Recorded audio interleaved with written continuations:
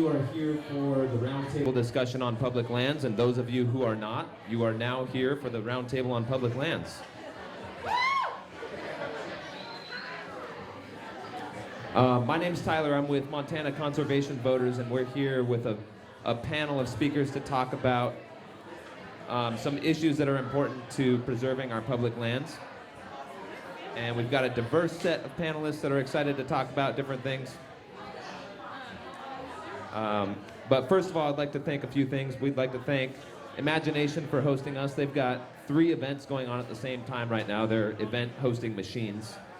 I'd like to thank MCAT here for filming our event. The presentation is being recorded by MCAT as a part of a media assistance grant donated by MCAT. And last but not least, I'd like to thank our panelists. And if anyone here has not gotten a program yet for our event, please see one of the MCV employees. They're little 3x5 cards that are yellow. And on those programs, you'll see a list of our speakers, and on the back, there's a little bit of room. There's a little bit of room for questions that you can jot down while they're giving their intros.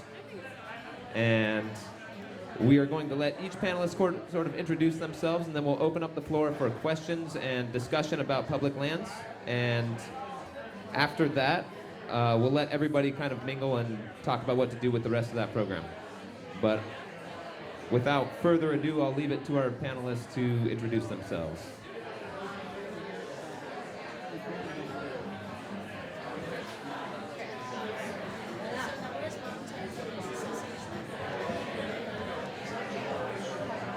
Well, good evening, everyone. Thank you of course, for being here tonight. I'll try and be brief. I represent an organization called LINK. It is the Local Indigenous Network Collective.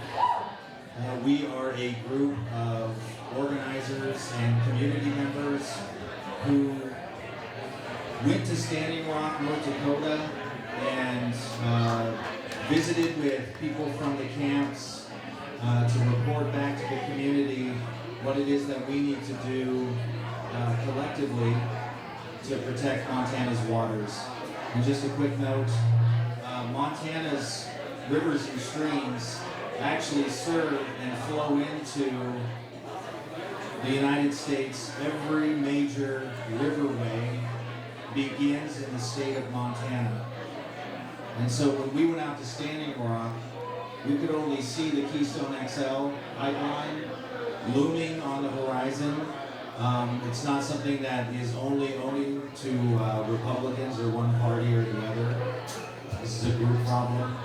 And so we're here to help confront that, keep entities like Keystone XL out of our state. We need to look at the river and waterways that we have here in this region as affecting every state, every major waterway through this country. And so we're here to help organize and protect those waterways. If you have any questions, there are websites. We have a table in the back room. Please come visit us. Thank you.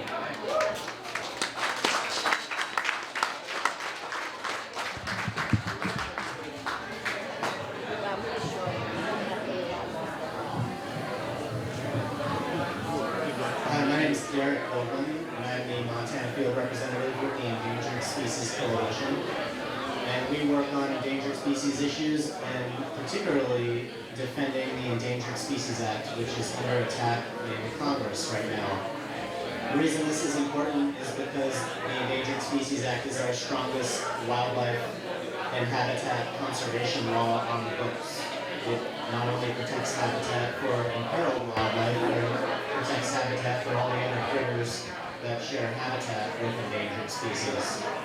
So, why the connection to public lands is twofold. First of all, our public lands provide the largest amount and some of the best habitat for wildlife and particularly endangered species.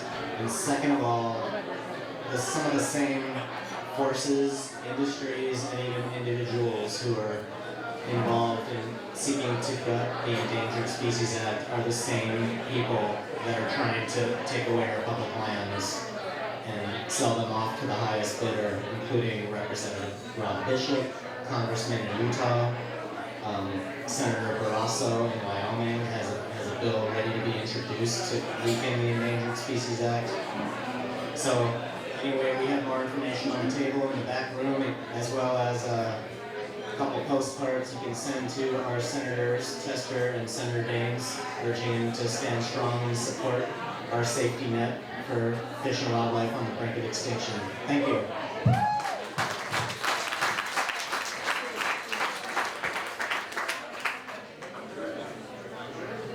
Howdy. I want to thank everybody for showing up.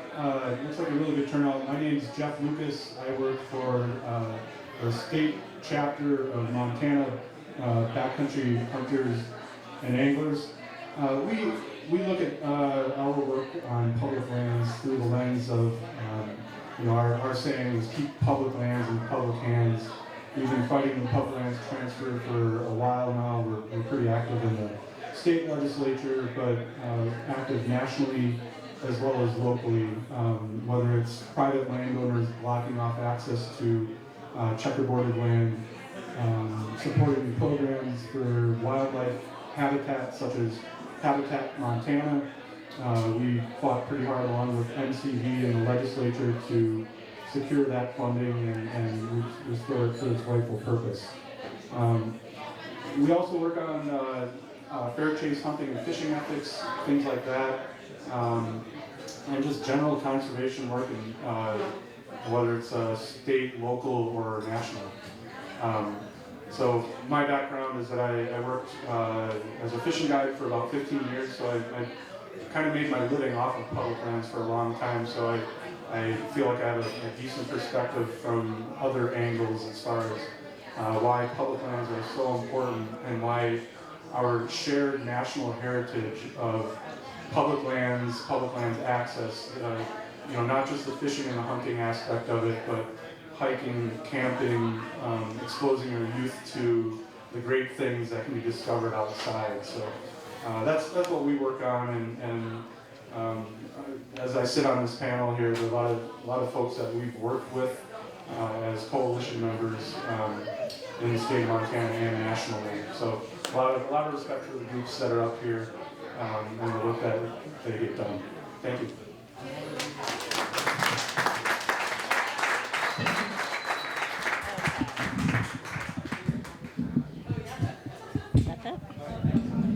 I think that's okay. My name is Claudia Narcisco, and I'm a volunteer with the Montana chapter of the Sierra Club. For those who don't know, the Sierra Club obviously has a national level and a chapter level. The national level, we work a lot with Bonnie Rice from our Wild America campaign. The Sierra Club, obviously everybody knows, is one of the oldest environmental conservation organizations in the country. It was established in 1892 by John Muir, and that gives us a lot to hold up to. It's rooted in wildlands and wilderness, and we're proud of that heritage, and that's a connection to the public lands, the main connection. But more recently, we've been working on forest plan revisions. We've prioritized that. And if you're interested, we have some newsletters in the back that talk about protecting and connecting public lands in the last best place. Connectivity between wildlands and opportunities for restoration and rewilding are a part of what we're going to focus on. We've been working on the Flathead, the Helena Lewis and Clark, the Nez Perce, Custer Gallatin, and soon to be starting up with the Lolo and Bitterroot. And on the Lolo and Bitterroot, and particularly, we're organizing and coordinating with the group that's here tonight. It's called the Flathead Lolo Bitterroot Citizens Revision Task Force. That's kind of a long name. But here's a little brochure that talks about some of the interests that we have in common. Connectivity at the landscape scale for the benefit of the grizzly bear is one of the things that the Montana chapter and our Wild America campaign is really interested in. I was going to mention a little bit about our position on collaboratives, and I know that's somewhat of a divisive topic, so I'll make it really short. We are generally not, the chapter is generally not very supportive of collaboratives, that we think that we're compromising away too much of our best quality lands, and so I'll leave it at that.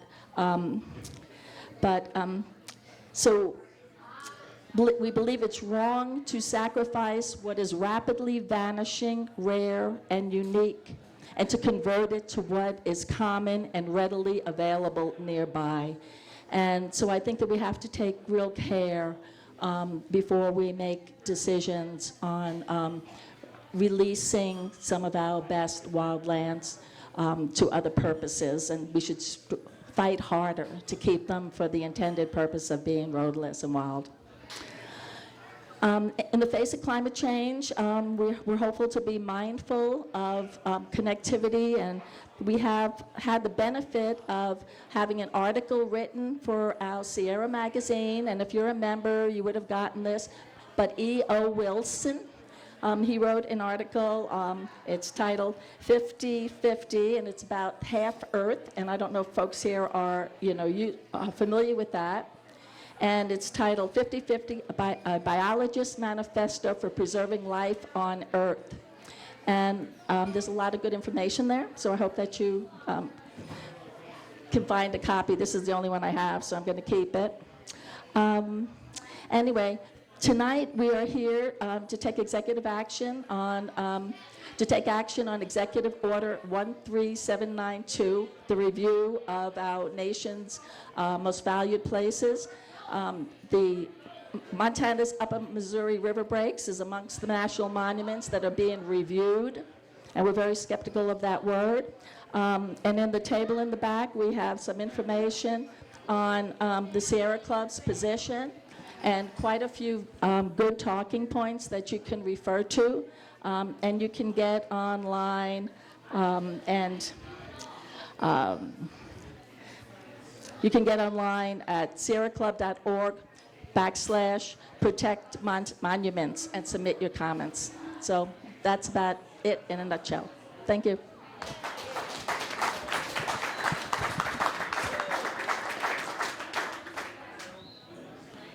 I didn't make any notes, so I feel bad.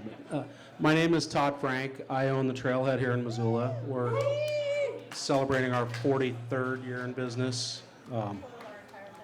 So, the Trailhead was started in the 1970s, 74, and I think when Nixon formed the Environmental Protection Agency. So politics have changed a lot, and as a business owner, one of the things I recognize is, without public lands in my business, I don't have a business.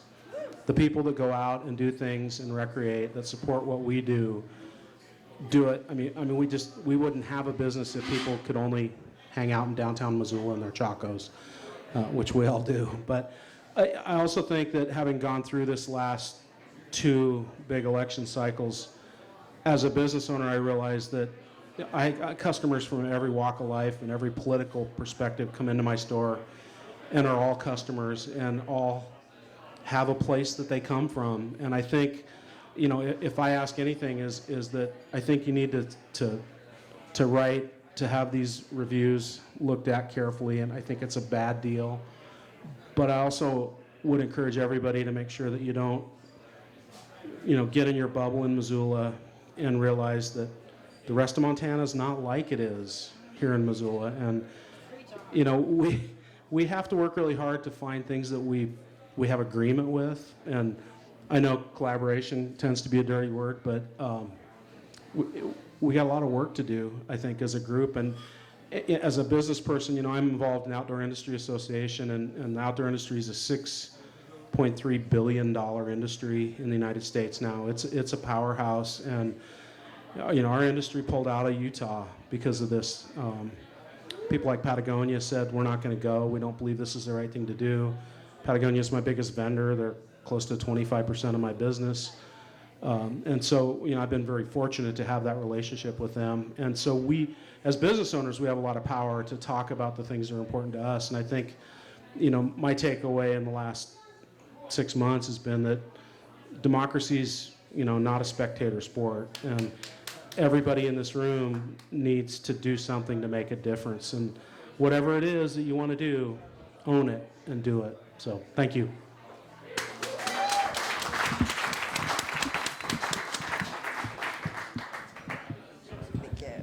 My name's Juanita Vero, and my family has a dude ranch up the Blackfoot, the E-Bar L Ranch. And like everyone said here, and specifically like Todd was saying, my livelihood depends on people's desire to come to Montana. And so I feel particularly invested in providing that state of mind that people conjure up when they hear the word Montana. And it is because of we are the headwaters to the continent, and because of the connectivity, because of the action and the collaboration that we're known for. And this is a pretty savvy crowd, so I think I'm really interested in hearing what your questions are, because I think you all love public lands, but I want to hear a little more about, I'm looking forward to what your questions are. So hi, did I get it? Is it on? So hi everyone. I'm Representative Ellie Hill, now Ellie Hill Smith. I have represented the city of Missoula for the last 8 years in the Montana legislature. I'm sort of a hellraiser, which I serve in the minority party, so I assure you that's a good thing. I'm also an attorney and a mom. Jackson's here, he's 3. I ran for office and have represented you for 8 years because I believe in equality and economic justice, which I believe means housing and health care. But I also have always represented you because I believe in the Constitution, which includes, in Montana, the constitutional right to a clean and healthy environment. And so I'm here as the closer to not just talk about public lands, but talk about what Montana conservation has meant to me, means to a clean and healthy environment in your government, and what it means to Montana. I can tell you first and foremost, Montana Conservation Voters keeps our current governor there. And without him, this place would look like Idaho. The second thing they do, and I hope you will pay attention, is that they hold elected officials accountable. And I mean that in the most bipartisan way. Not all people on both sides of the aisle are the same. And if you want to be represented when it comes to public lands and a clean and healthy environment, you need MCV there. We have a saying at the Capitol, and it goes like this: if you're not at the table, you're on the menu. And I can assure you that oil and gas is at the table, and corporate interests are at the table, and Northwestern Energy is at the table. But a clean and healthful environment would not be at the table without Montana Conservation Voters. So please understand that. So about public lands. During the 2013 session, I was the original sponsor of what we called the Corner Crossing Bill. It literally brought 1,200 people to the Capitol that day to talk about, how many people know what corner crossing is? It's cool. Later, I'll have one more IPA and I'll explain it, but it's an awesome, awesome thing that in the Gallatin County in particular, we have old land grants that allow private, big money. Who's the most famous one down there that owns it, that owns the baseball? Ted Turner, literally Ted Turner. And so it's called corner crossing because it looks like a checkerboard. And they're able to buy those up, and then they block people out of public lands that are our lands that we pay for. And so the only way that you could get into them is what we call corner crossing, like playing checkers. But that little dot on the corner in Montana right now is still constitutes as trespassing. So anyway, it's a fun little debate. And after I introduced that bill in the 13th session, the next session, the 2015 session, 2 men called the Wilkes brothers from Houston, Texas, who are oil magnates and they own a lot of land down there. They maxed out with corporate money every single legislator that voted against that bill from Texas. So that matters. They have a lot of interest in your lands. About last session. I've been home 3 weeks. Thank God. It was a disaster. In my 4 terms, it was not fun. But I will tell you, the biggest bill we heard, of course, was the infrastructure package. And as you know, it didn't pass, which means we go another 2 years without funding for schools and veterans' homes and roads and bridges and infrastructure. And let me tell you why that should matter to Montana conservation voters.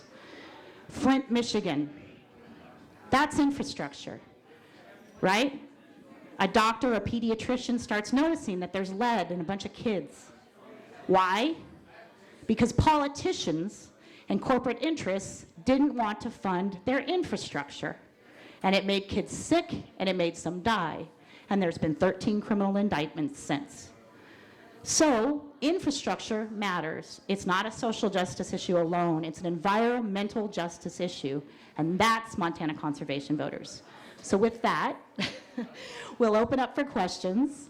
And please know how much, and I kind of sound a little emotional after 4 terms, but it's because MCV is it up there. It is it. And Todd was right that this is not a spectator sport. We need you so badly to pay attention and to be involved and to knock one door and to hold one clipboard and to give them $5. Truly. So thank you very much. Go MCV, and we're having questions now.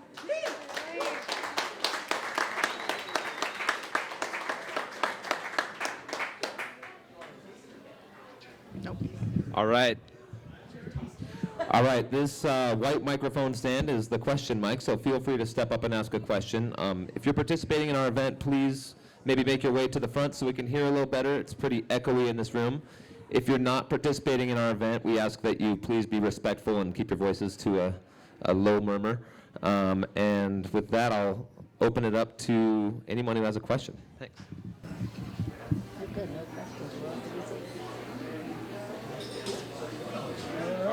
I will jump in because I look like a fool. This way I can prove it. I would like your... I'm sorry. I'll repeat that for the benefit of all. I look like a fool. This way I can prove it. Any of you or all of you may answer. Just don't throw things. What is your opinion of Ryan Zinke as Secretary of the Interior? Well, I don't know if this one's... Are we on now? Okay. I would say that I called the OIA, which is Outdoor Industry Association, who... The Outdoor Industry Association, that's my trade group that we sort of all pay into to participate. And they actually came out in support of him, thinking that he was somebody that was, you know, perhaps conservative, but might well at least be swayable. And I was floored. So I do want to share one thing, because I served one session with Ryan in the legislature, and frankly, Ryan had a higher MCV score at the time than some Butte Democrats. So Ryan had actually a sort of fascinating, fantastic record when it came to a lot of the issues that we share in this room. The problem that I think happened to Ryan is what happens when you move to Washington, D.C., right? It's sort of like the tester ads or whatever, you know, it looks a lot less like Montana. And the partisan nature of what's going on over there, and particularly, let's think about it, right, and who he was appointed by. I think that Ryan now is an incredible amount of pressure to toe a line that, in my true heart of hearts, who's, you know, sat at the Blackfoot Brewery, sorry imagination, but it's in Helena, who sat with Ryan and talked about these issues, I think that he's under a lot of pressure to do what isn't really in his heart. And that's why, despite my frustration with him, and I didn't vote for him, it makes me believe that he would listen to Montanans.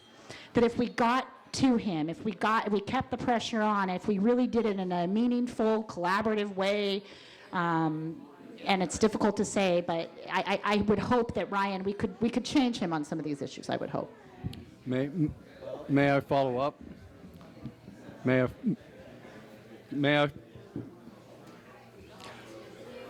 Go ahead. I was just going to follow up. I'll disagree a little bit. I think Secretary Zinke has career political ambitions, and who he's going to listen to is his boss, the orange yam in the White House. Ryan Zinke, his largest campaign contributors come from the fossil fuel industry, the oil and gas industry, and he's always done their bidding and will continue to do their bidding, so we don't have high hopes.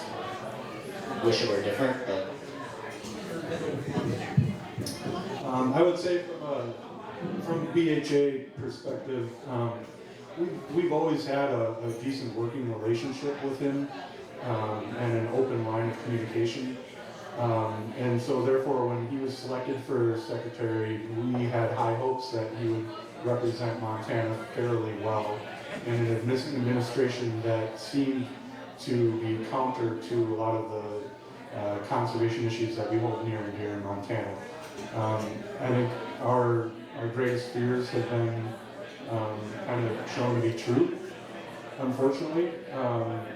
But I think because of the access that we have to him, we plan on holding his feet to the fire as often as possible and hold him accountable for this Teddy Roosevelt BS that he's been throwing around in the media and touting himself as this bull moose kind of politician that can buck the system and get his way with conservation issues. I think we've seen that it's a lot harder. It's easier said than done to be a Teddy Roosevelt type conservationist, and it looks like the cards are stacked against him in that way. So we plan on holding his feet to the fire and keeping him accountable for the things that he has said that he would like to be and do. Do you, can I, yeah, is this, okay, thank you. I wanted to follow with you because you lit a fire right here behind my ear. But I heard a blurb on the radio yesterday, I believe it was, and it was Mr. Zinke, Secretary Zinke, saying that in the year Obama took office, there was, my numbers are not going to be right, but it's ballpark, 18 or 19 billion dollars into the Treasury from whether timber sales or what have you, okay, leases, I don't know. And last year, the last year of the Obama, it was 2.6 something. You're nodding your head like you're familiar with that. Maybe you could shed some light on that for me, because you know. Sorry, and thank you. I don't know that one. Yeah, I didn't hear that, so I don't know. Comment. I'm glad that you brought up Ryan Zinke. If this was the last question of the discussion, it would be a perfect segue, because that's actually what we're going to do for the second half of the program, is we're going to talk about the National Monument Review that the Department of the Interior is undergoing right now. And everyone who has a program with the little yellow card on the front, there are a couple of 3x5 note cards behind that. And we're hopefully going to use those to write letters to Ryan Zinke a little bit later in the program. So maybe we can table the Ryan Zinke discussion for a little bit, because we're definitely going to hit that pretty hard in a little while too. But Well, everybody's already made a response. I'm not certain. I don't know. Neither of them are on. Here, this one's on. Right? I don't know how we'll get this to work. But Ryan Zinke, practically the first thing he did as soon as he took office as the secretary, was to rescind the proposed legislation to restore the bison range to the Confederated Salish and Kootenai tribes. That was not a really good start on his behalf, and he hasn't actually rescinded it yet, but, well, he has, but initially he was going to explore it, and then before he had any public comment, he basically rescinded it and put it back out into Federal Register for more comments. So I don't have too much hope that he's going to follow through on things that are important to the people that are in Montana.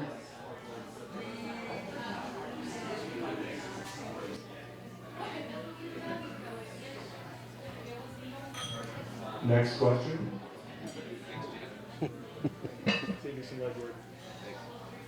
Yeah, I'd like to hear everybody's input on the importance of roadless public lands, the de facto wilderness that grizzly bears are living on, and actually where grizzly bears are being shot and killed on, right outside Missoula. And I'd just like to hear your opinion on the role that roadless areas play in Montana's public lands legacy. Thank you. I'll start on that one. The BHA perspective on roadless lands is pretty clear. They are an integral part of not only wildlife habitat, critical areas for all species, not just game species. They are refuge. They are areas for animals to do what is most important: feed and breed, and have cover. So BHA is very strong on protecting wildlands and wild places, and we associate roadless areas with wildlands and roadless places. So when travel plans come out in the National Forest, we work hard on supporting the Forest Service when they want to decommission roads. Those are not just critical habitat for elk and moose and deer and bears, but all species. They're also, and I think this gets sort of lost in the argument, they're an important part of American heritage. As we settled across the West, wild places became fewer and fewer and smaller. There are no places like the Bob Marshall Wilderness or the Frank Church.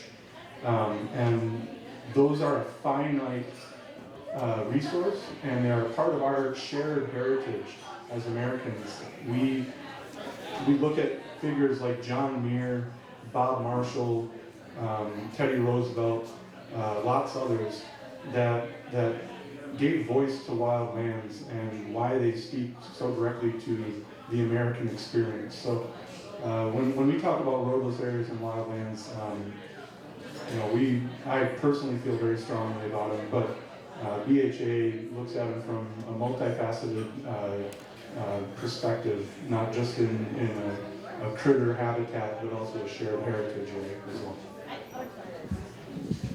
Just speaking, sit next to Juanita and Todd here, one thing we talk about in the legislature is, sort of this idea of that not everywhere looks like Missoula. And so one thing that I know that I share a lot at the legislative level is that the 8 million acres of federal roadless wilderness we have in Montana is the cornerstone to our hunting and fishing industry in Montana. And that is an economic driver that pales to nearly nothing in our Montana economy. And so if you want to talk about numbers and not about just clean streams and solitude and things that we like here in Missoula, let's talk about money and the financial impact that those roadless wilderness have in Montana. And I think that helps to move the needle on that subject. Just to quickly follow up, thank you on that question about roadless natural habitats. The importance of those regions can be summarized through some of the words of our elders, the Blackfeet and those around Salish as well, that talk about much of this wildlife, the less intervention, the better. From an indigenous perspective, we don't see them as animals, we see them as people. And we recognize that they have a place and a right to be in existence. And the notion that laws or written word or spoken word from any one species over the rest is hubris. And so when we look at these beautiful creatures, these fellow beings, we don't see us encroaching onto some wild animals' dim recognition of their existence. We see for ourselves trampling on the rights of beings. And as human participants on this planet. I think it would do us a little more to check the hubris and be a little more aligned with cooperating with our environment as opposed to finding some sense of dominance over it.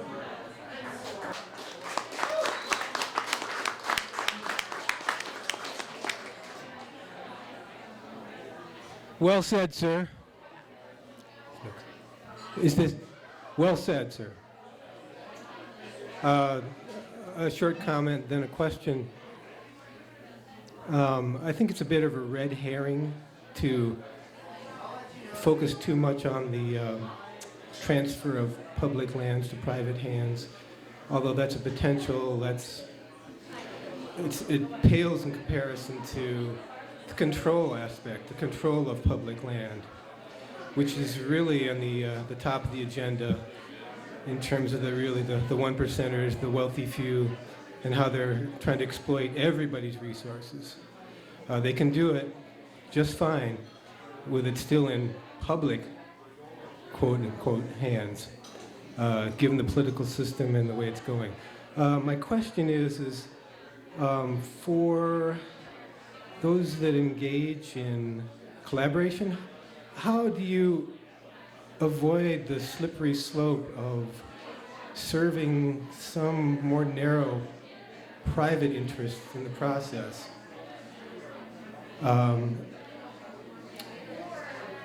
And possibly not emphasizing those owners that may never visit our federal public lands here in Montana, or whose grandchildren finally will someday.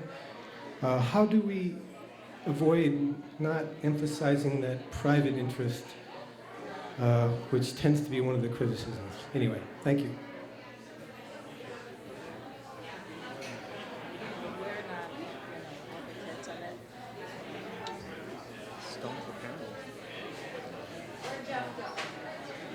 What? Jeff, can you come back? Where'd Jeff Jewell go?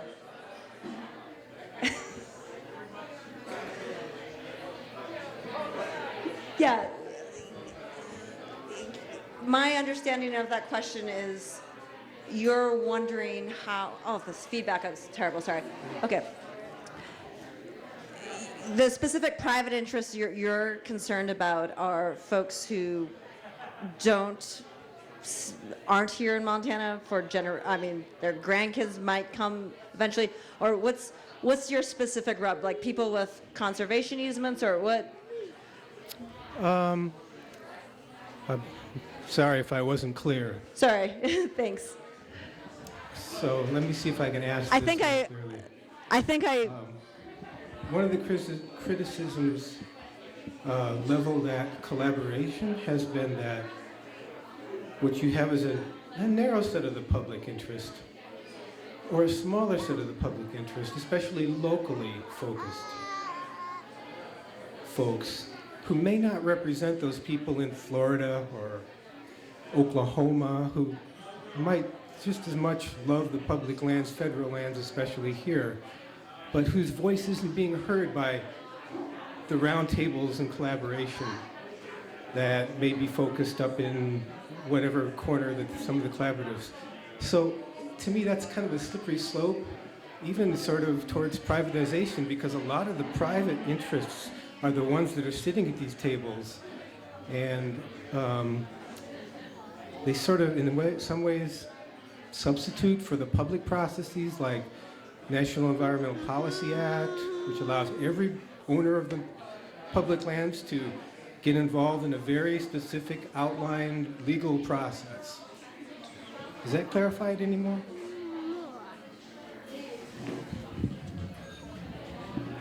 But yeah, I mean, I don't have a lot of experience like these guys do working on those issues. I'm a merchant, right?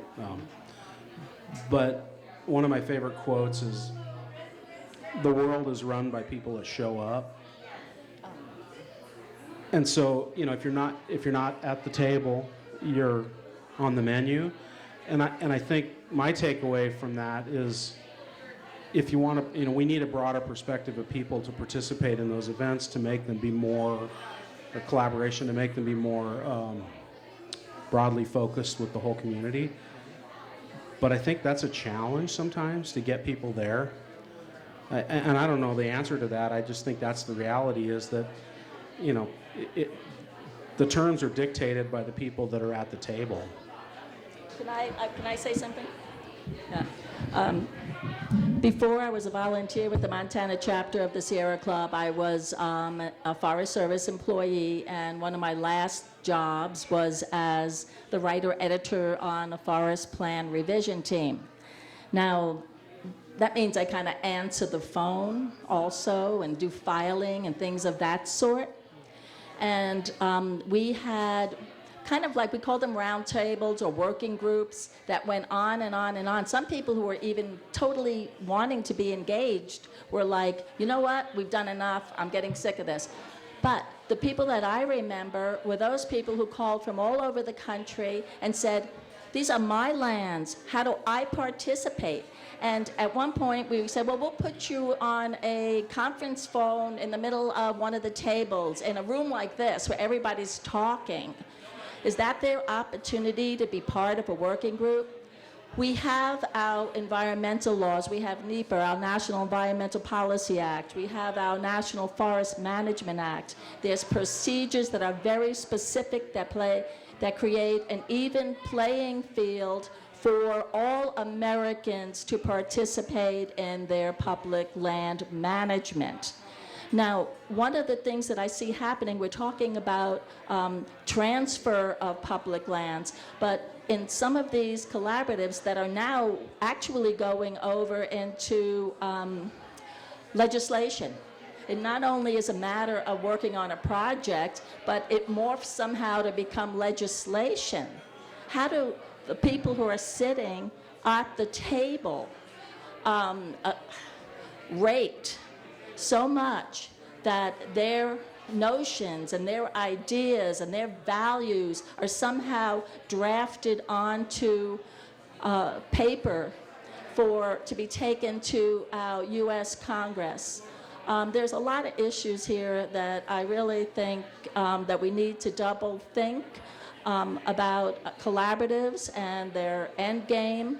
And it's not to say that we don't all want our local people, our merchants, and our people in the recreation industry to be successful, or that we don't have projects even that could qualify as restoration, where we can have, even, local loggers be successful.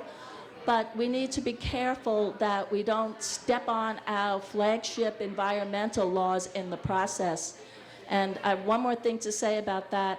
And, where is the line between collaboration and then transfer of public lands, I scratch collaboration, but the transfer of public lands and then the management of public lands. And I see that the collaborative groups are gaining more rights pertaining to the management of public lands, even though the deed stays in the hands of the American citizens. So, excellent. So I did want to comment on your question, and I think it sort of ties up what both Todd and Claudia said. So, of course, how many people knew we had an election last week? All right, so here's my favorite part, right? Both sets of commercials said that their candidates wanted to have public lands in public hands. You know why? Because it polls super freaking well in Montana. It is a goddamn bipartisan issue across the board, okay? Everyone wants to keep public hands and public lands in Montana, apparently. But why do we elect politicians who we know one side generally is full of shit? So that's why when Todd said showing up, Montana conservation voters shows up. Because look at who they have here.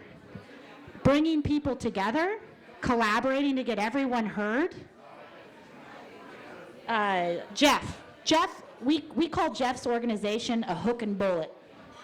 A hook and bullet organization, right? Like, he represents a lot of guys and gals that don't always vote for my people. He also or represents a lot of people that are all over the place. The Sierra Club, right? I think sometimes we think of those as pretty lefty, generally. Todd, Juanita, business, right? The endangered species, Derek, the Native American group, all over the map is Montana conservation voters because they're bringing people together on this issue. They are holding people accountable. They are the ones that I think are, that this is it. This is the solution. It's bipartisan. This is why we're here, and I hope that this is why you're here, and I know it is, because this is how we will move the needle in Montana on who is really for the issues we care about. So I'd like to speak on behalf of collaborative efforts. I represent BHA on a public lands coalition. During the legislative session, we had our weekly phone calls, our meetings in Helena, but it was directed by Montana Conservation Voters, Montana Wilderness Association, BHA, Trout Unlimited, a varied group of interests. The Outdoor Industry Association is well represented by Marnie Hayes. And so we work collectively on all public lands issues. And I got to tell you, our phone calls are full of robust debate about how to approach each and every bill that we talked about. So I feel like collaborative efforts like our Public Lands Coalition are, I don't want to say the wave of the future, but these are how conservation efforts are going to be successful going forward. There is no going it alone anymore. You can try, and Godspeed, good luck. But you're going to get crapped all over when you get into the halls of power. And so when you can show that you have a coalition that has people from the right wing, people from the left wing, centrists, business interests, wilderness advocates, environmental advocates, hook and bullet groups, then you've got real power. Then you can walk into a legislator's office and say, look, we have thousands of people and billions of dollars behind us. Listen. And so on collaborative efforts, I would like to say that MCV does a really good job of bringing disparate voices into the fold. Now, my work on this Public Lands Coalition was bolstered by not just a severe increase of membership in January and February as the legislative session began, as the new administration appeared to be assaulting all things conservation. We got, after our Public Lands rally in Helena, how many people here went to the Public Lands rally in Helena? A few? Thank you for showing up. Because that was one badass rally. We made national news, and we got, basically, between us, Wyoming, and New Mexico, we got Jason Chaffetz to pull a really shitty bill off the table in a humiliating fashion, might I add. So that was heavy lifting that we did there. And that wasn't just BHA, that was MCV, that was MWA, all these great organizations that we partnered with. And the Sierra Club. But what really helped me lead BHA in that fight was not just that we had increased membership in Montana. I got emails from all across the country, Oklahoma, New York City, Georgia, Tennessee, Wisconsin, all over the place, from people that said, I don't fish, I don't hunt, I don't even eat meat, but here's $50 because I read about what you guys are doing for public lands. And so that tells me that we're standing up for the rights and heritage of folks all across the country. When we attend a rally in Helena, that's a shot across the bow of the Rob Bishops of the world and the Jason Chaffetz of the world. So those little, the people reaching out to us from across the country that aren't fishermen, aren't hunters, have never spent a day in a national forest but is still fired up about their heritage.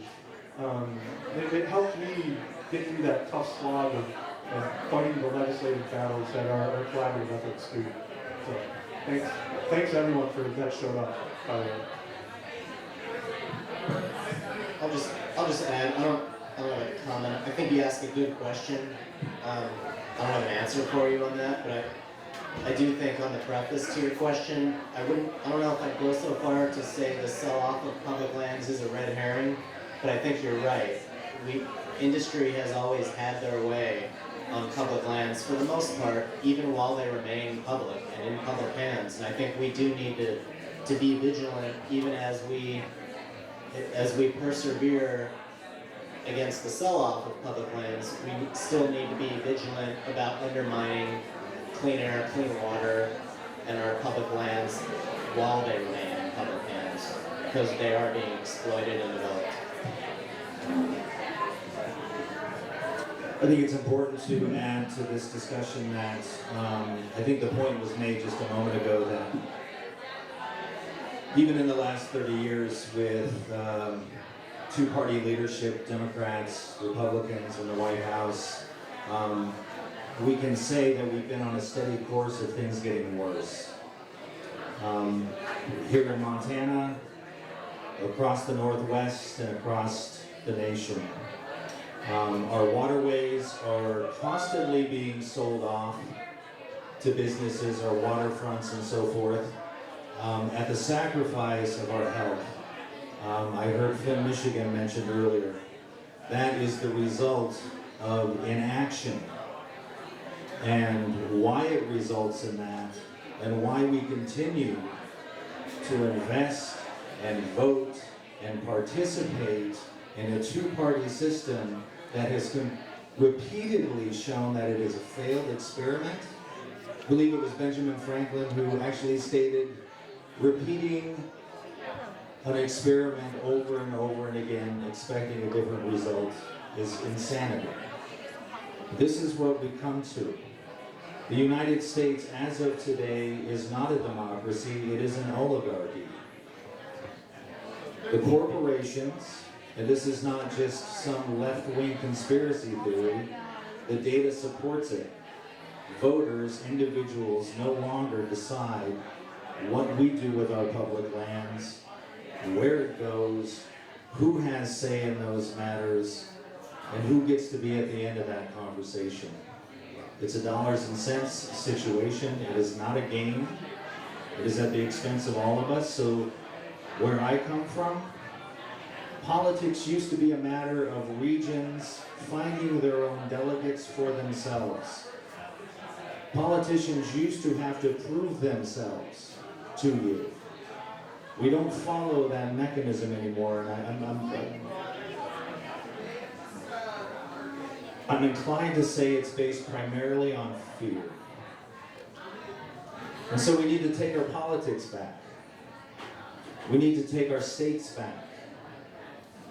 We need to elect individuals who corporations have no vested interest in and who banks have no handle on. The fact that $700,000 pops up in the Democratic convention overnight blows my mind.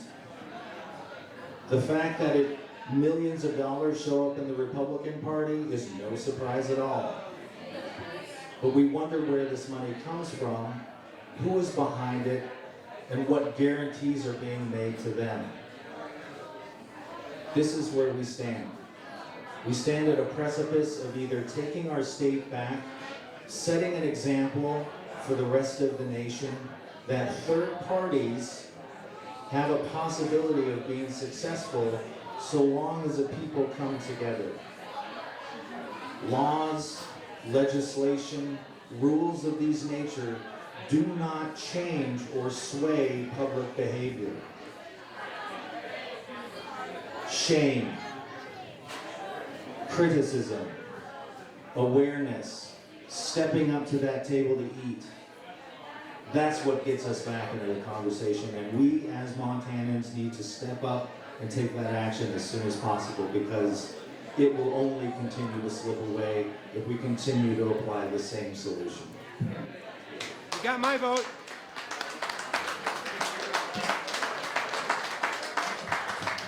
I know we probably have a few questions to get through, so let's see if we can keep answers concise and on point, and let's see if we can move through a few here.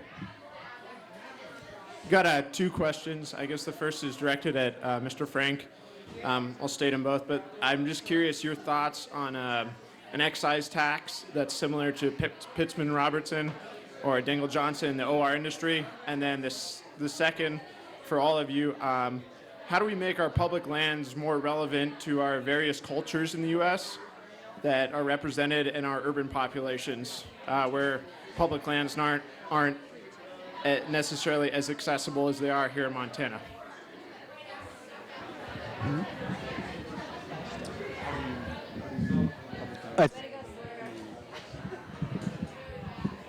Are we on? I think with regards to an excise tax in my industry, I don't want to say there'd be universal support for that, but I don't think there'd be a lot of heavy lifting from within the industry for it.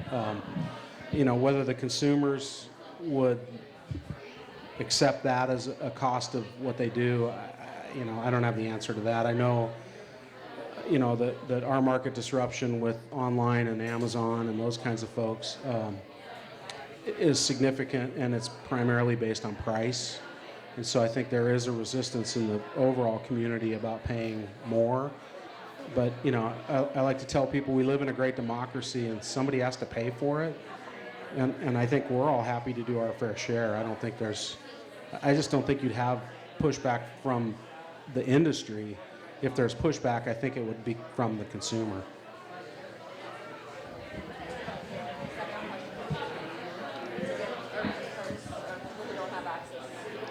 Getting people out, I think that's a trickier thing from an industry standpoint to do. We've tried lots of different ways to get kids outside, particularly in urban environments. But I think the reality is the best way to do that is looking at you and saying, you need to take somebody outside and do something. And I think if we all committed to taking people out and doing things, that's going to be where we're going to have the most impact. I don't think programs and spending money to develop inner city programs are as effective as people actually saying, we're going to Montana this summer. So, we do those things. We do all of what you're talking about. We certainly could do more, but I think I see a disconnect between the people who are recreating in the outdoors and the people who aren't, in that they're not together. So take your kids, take your nieces and nephews that live in a city, would have a single mom. I think that's how we can change it. So. Good question. I think I'd like to sort of dovetail off of what Todd mentioned. Outreach is incredibly important. Getting buy-in with the younger generations and getting them out, exposing them to whether it's hiking, fishing, camping, hunting, whatever. Getting them exposed to our public lands is going to get good buy-in. But I think for older generations, for people that are already kind of established in their ways, people that don't leave the city as often, I would think of a place like Denver. Not that there are many people that don't recreate in the outdoors in Denver, but what you can impress upon them is that their clean water supply comes from public land. And fighting to maintain a clean water supply, which is going to be the resource battle of the future. It's not going to be minerals, it's not going to be oil, it's not going to be trees, it's going to be water. And getting good public buy-in on clean, healthy waterways that supply everything to places like Phoenix, Denver, Boise, Utah, Salt Lake City, making them realize that their lives hinge on these public lands supplying necessary resources to the city is going to be one of the elements that helps buy-in from urban centers on public lands. That's my take. That's a pretty tough task to accomplish, getting buy-in from urban folks in the natural resource world, but I think that's part of the outreach. I did want to touch on that a little bit because I have to share with my friends when I come over to the legislature that when I'm in the Capitol, I'm actually referred to somebody who is from an urban place, right? Because actually the majority of people in Montana live in urban centers, Billings, Missoula, and we sort of don't think of ourselves like that. And I think the question is really important, but I think that the answer is probably, and unfortunately, that they're going to care because they're going to be forced to care by who they've elected, not just at the national level, but at the state level. And what I mean by that is not just the wildland-urban interface and the money that our governor now stocks away because of fires in Montana and how they burn hotter and they go in more places, but also because of our snowpack and the effect that it's having on our ski resorts. It's now, in the industry Todd works in, it's now a national conversation to talk about global warming because of what it's costing people in their economies, in lodging, in restaurants, and people that rely on those dollars. But then now we're seeing it on how much the streams, and I know Derek can talk about that, the streams are warming up, of course, too, and that's affecting the industry not just in the winter, but now in the summer. And so while I appreciate the question of why we should get them to care, they're gonna care because it's gonna affect their pocketbook.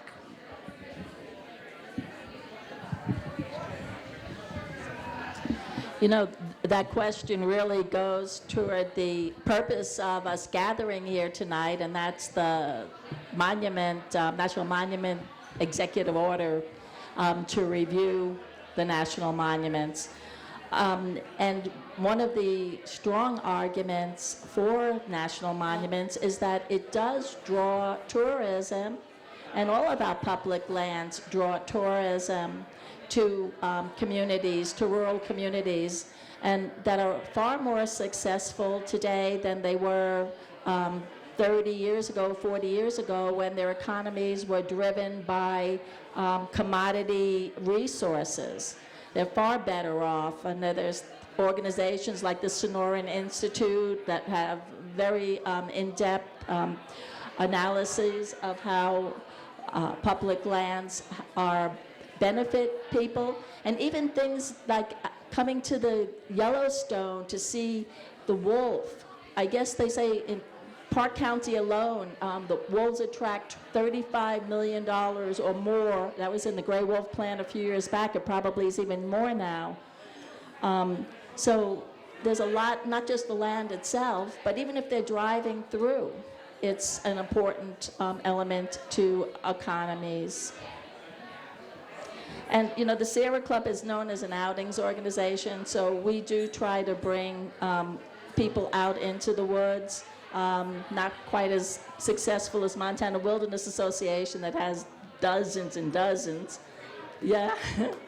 But nevertheless, we're happy to offer what we can. And this Montana Sierra has a few of the outings that we're offering this year. So might grab a copy.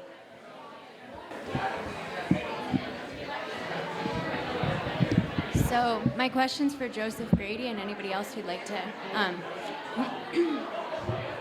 Thanks. So my question's for Joseph Grady and anybody else who'd like to answer. The question is just, how can we protect Montana's waters? What are some steps that we need to take in that direction? And also, how can we help in that process? So how does Link help in that process? How can we help in that process?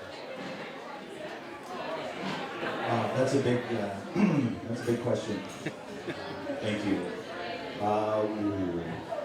Well, it starts here at home, and this I think also sort of backtracks into that last question as well. Is what we start at home. What is Montana? What do the lands here in Montana mean to us as people? What did it mean to those who came before us and maybe our grandparents and so forth who had a relationship with the land? What are those stories? What do those stories tell about our history of cooperation or shared community? How is public land, how are public lands rooted in who we are as Montanans? And I think the larger question is something that needs to start happening more collectively, and hopefully organizations like myself and those here who you see represented on this panel can help push the narrative to those who are making the decisions about our state, aside from just the people. It comes from pressure. It comes from participation. It comes from the painful part of actually learning the data of what controls voting. It's every individual's job within a community to make sure that those are waters, our natural lands, the very air we breathe is under threat. And so solutions to coal strip, places like this that are already toxified in the state of Montana, need to be examples of successes for the state that say we care more about the protections of our lands than we do selling it off for a few bucks so that I can get a new truck or maybe a little more land, et cetera, et cetera. One of the things that I have put to many of our colleagues out into the world, people who are involved in investment firms and so forth, but when we think about investing our money into a company, why don't we think about a return on that investment being a protection of our environment, being a guarantee that the rivers and streams won't be poisoned? That to me, I think, is worth the value of considering an investment as opposed to a profit loss or a little extra out of my pocket or a tax maybe that I didn't really want to look forward to. It is inherent to all of us through this system to be monetarily involved in the solution. And the solution happens at the state level, not at the federal level. It happens from individuals and what we bring to the fight. So, can I just, sorry, oh, you did, am I on? So I just wanted to sort of just to follow up on that, because I think that what Joseph just said sometimes gets lost when we live in Missoula and outside of the legislature in our lens. During the 2015 session, the biggest bill we heard outside of Medicaid expansion was the Salish-Kootenai Water Compact. And it was an 8-hour hearing that literally about 1,200 people showed up for. And it was crazy. Racism, truly, in Montana, about water. And then to see now Standing Rock and what Joseph just said about the rights to people with water. This last legislative session, there were several bills, one of them to target the criminalization, the enhanced criminalization of protesters. And the only testimony on why we need it was to get those Indians at Standing Rock. So this is such a real issue on so many levels, which is why I love, again, the diversity of people, right, who sit on this panel that go to the legislature and say, whether it's the Salish-Kootenai Water Compact or the folks that Joseph represents, that we're with them. Even though we live miles away, we don't live up in St. Ignatius and Polson, and we don't live in eastern Montana, but we're with them. And that's what Montana Conservation does, and I hope brings us together to do. And if that's our last question, Tyler, he's looking at me. I think it's our last question. Okay. Yeah, I just add. Rock and roll.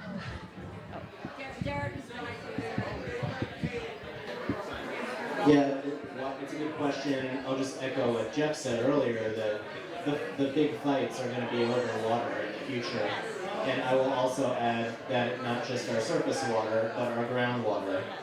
We saw in 2012 an attempted corporate takeover of Missoula's groundwater by a large private equity firm. And thanks not only to our local elected officials, but really thanks to grassroots citizens who spoke out against this. that Missoula now or very soon will control its own groundwater. But we have to be vigilant. Another attack we saw in the legislature this session, and thank God we have Governor Bullock in there who vetoed this bill, but the real estate development industry tried to roll back a Supreme Court decision that closed what was called the exempt well loophole that allowed subdividers to use a loophole in state law to drill wells and suck up groundwater to put in subdivisions. Unfortunately, Governor Bullock vetoed that bill, but we're one elected official away from, having serious depletions of groundwater. So we need to be vigilant not just about our surface water, but our groundwater. I'm just going to give, can I just give one plug? There are several legislators in Missoula County with F scores for Montana conservation voters. Take them out.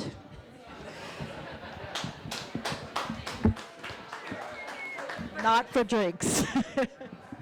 All right, with that, we've got about a half hour before last call, so I wanted to catch everyone before they left and talk about a few things that Montana Conservation Voters is doing right now, and part of why we have this event organized. First of all, I want to give a quick plug to another arm of our organization, our canvassing arm, and maybe I'll have Ross come up and give a quick spiel. Thanks, Tyler. Yeah, we are running a canvass right now to improve access to Montana's rooftop solar industry for commercial, residential, and community solar. So we are looking for more folks to come join our team, canvassing around the state. I like to think of it as a paid vacation. We're going to be going to Helena. We're going to be going to Bozeman. We're going to be going to Livingston. We're going to be going to Billings, Great Falls, Whitefish, Kalispell. Yeah! But no, really, we're going to be staying in good lodging, running around the state and talking to folks across the state about improving solar access. One of the tough guys at the Capitol is Northwestern Energy, and so they've been blocking a lot of Montanans' access to rooftop solar. And so we're going to basically take this fight to the people and hopefully win at the ballot box in the near future. But certainly get in touch with me if you're interested. Thanks, Ross.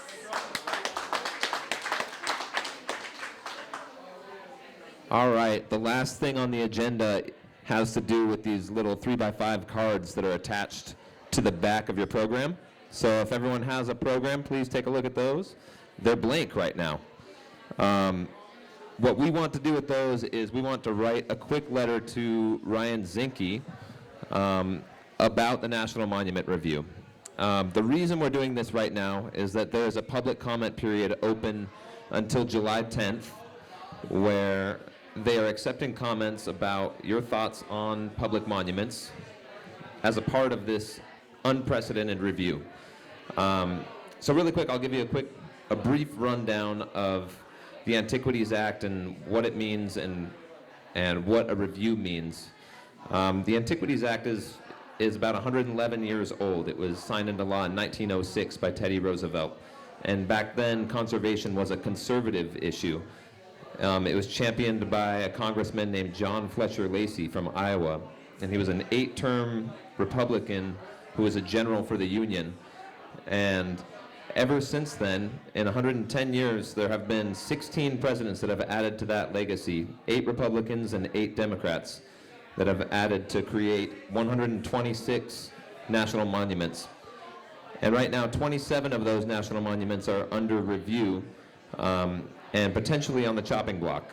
And as a part of that review, the Department of the Interior has opened up a public comment period. Unfortunately, we've already missed the public comment period for one of the most controversial areas to be cut, which is Bears Ears National Monument. But we still have time to comment on Montana's only national monument, the Upper Missouri River Breaks. And we encourage everyone who's here today to help us out and write a card. And we're going to have a big letter dropped to Ryan Zinke's office with all of those comments. A big thank you to all of our panelists for coming out. Thank you, everybody. Such a great time having so many good perspectives. With the remaining time, we encourage everybody to kind of talk to each other, have conversations. If there's any other questions you wanted to ask each other, ask any panelists that are hanging out. We also have partner organizations that have tables set up in the back room. Please go check those out. And if you have not signed in with us yet, we also have some MCV folks running around with clipboards, and we encourage you to talk to Cameron or Shanae or myself about that. And thank you all for coming out to the MCV Roundtable, and we'll see you next time.